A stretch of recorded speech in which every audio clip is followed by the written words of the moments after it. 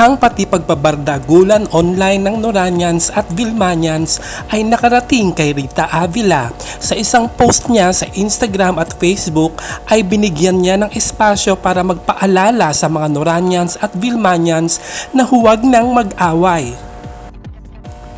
Ayon sa kanya, mas makabubuting magrespetuhan na lamang at suportahan ng maayos ang kani-kanilang idolo. Sa Facebook ay nagbigay pa ng trivia si Rita kung paano niya unang nakatagpo si Nora at si Vilma. Narito ang kanyang pakiusap sa mga Noranians at Vilmanians.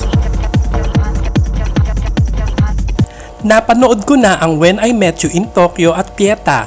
Peace be with you, Vilmanians and Noranians. Mas maganda kung di na kayo mag-aaway o mag-iinggitan. Maayos na suporta na lang ang ibigay sa inyong mga paborito. Abangan kaya natin ang mababalita sa susunod. Sino ang maayos na mga fans, Noranians o Vilmanians? Dapat pareho ha. Kung yung mga paborito nyo ay may respeto sa isa't isa, kayo rin. Kaya pala nag-post ng ganon si Rita para pagsabihan ang Noranians at Vilmanians ay dahil sa unang post niya kung saan nag-share siya ng photos kasama ang superstar at national artist na si Nora Aunor para sa new serye na Lilet Matias ay dahil may mga nagkomentong Vilmanians at binash na naman si Nora Aunor.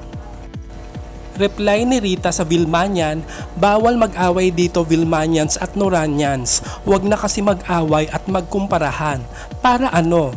Respeto sa kanya-kanyang idolo. Maghasik na magagandang salita. Okay naman sila sa isa't isa, sana kayo din. Ayon pa kay Rita, Vilmanian talaga siya at naging fan lang din siya ni Ate Guy nang makasama niya ito at makilala niya sa pelikulang The Floor Contemplation Story noong 1995.